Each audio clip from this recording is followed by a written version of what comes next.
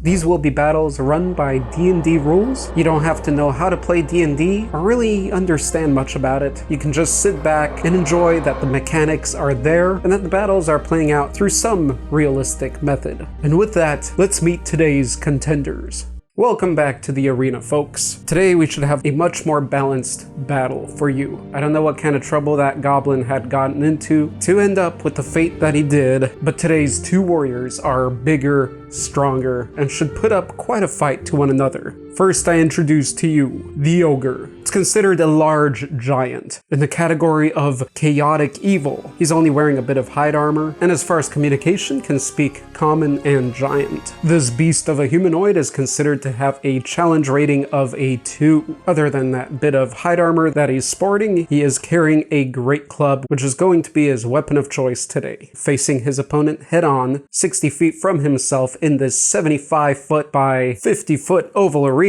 stands a rather tall as well Bugbear. For size, the Bugbear falls into the category of medium humanoid. It is a goblinoid type of being. It's also considered chaotic evil, and even though it may be a smaller beastie, he is indeed a bit more equipped for this battle. Upon his torso, he has some leather armor with metal plates over his shoulders, and in his arms, a shield and a battle axe. He's also able to speak common, but goblin as well, not giant. And his challenge rating is a 1. This should be an interesting battle, as these guys are not only equipped mentally and physically for survival, but stealth as well. And in addition to that, pretty trained in the use of melee weapons. So without further ado, place your bets, grab some tasty hors d'oeuvres, and peel those eyes open for this battle to the death.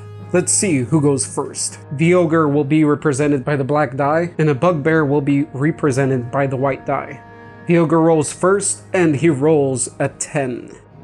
The Bugbear rolls a 20. The Bugbear knows that he cannot reach the Ogre within quick time, so he moves off to the edge, about 20 feet or so. And just in case, he readies his weapon. The Ogre, confident with his extreme muscular build, moves straight toward the Bugbear. And standing only 10 feet apart, the Ogre crouches down, spreads his arms, and roars, trying to intimidate the Bugbear out of his natural furry suit. Does the Ogre successfully intimidate the Bugbear? The Ogre rolls a 12. And the Bugbear rolls a 9. The Bugbear, trembling and barely holding his shield in reaction to the Ogre's frightening behavior, retreats as far as it can, where it can try to regain its composure. As he draws to a halt, he rests upon one knee, not losing sight of the Ogre, but trying to regain as much of his composure as he can. And he rolls, with the outcome of a 6. Unfortunately, the Bugbear has not overcome his fear in time, as the Ogre now begins to move forward, snarling, veins pulsing, and tusks glistening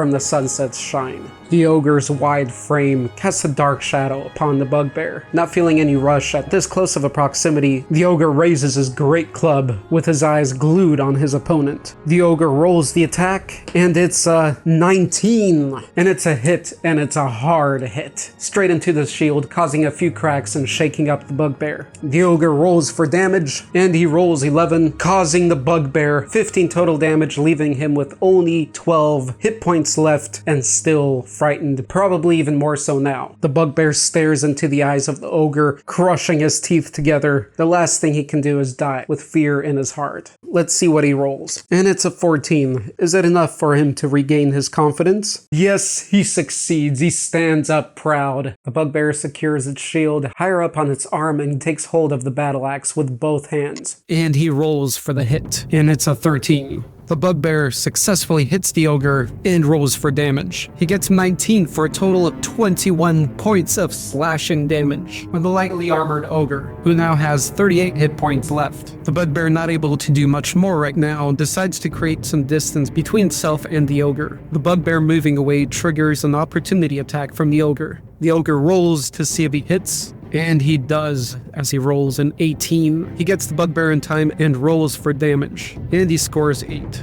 And that equals exactly 12 points of bludgeoning damage. The Bugbear does not make it as the Ogre's great club slams into his head, knocking him over, straight into the cold of his death upon these public fighting grounds. The crowd cheers, boos, and the ogre steps over the dying bugbear, takes hold of the opponent's shield, and slams it to the ground, cutting the bugbear's head off, creating for a most respectable yet frightening trophy. The ogre just earned himself 200 experience and walks out proudly of the bloodied, gritty sands of the arena. Personally, I was expecting the battle to go a bit longer, considering how armed and armored the bugbear was. But what are your thoughts? How do you think the bugbear should have played this or fought differently? This is possibly a new series on the channel. The more interest this gets, the more arena upgrades we shall see. This is rather fun for me, and if you see any mistakes or have some suggestions, please all are welcome in the comments below. Now the greatest ending question of all,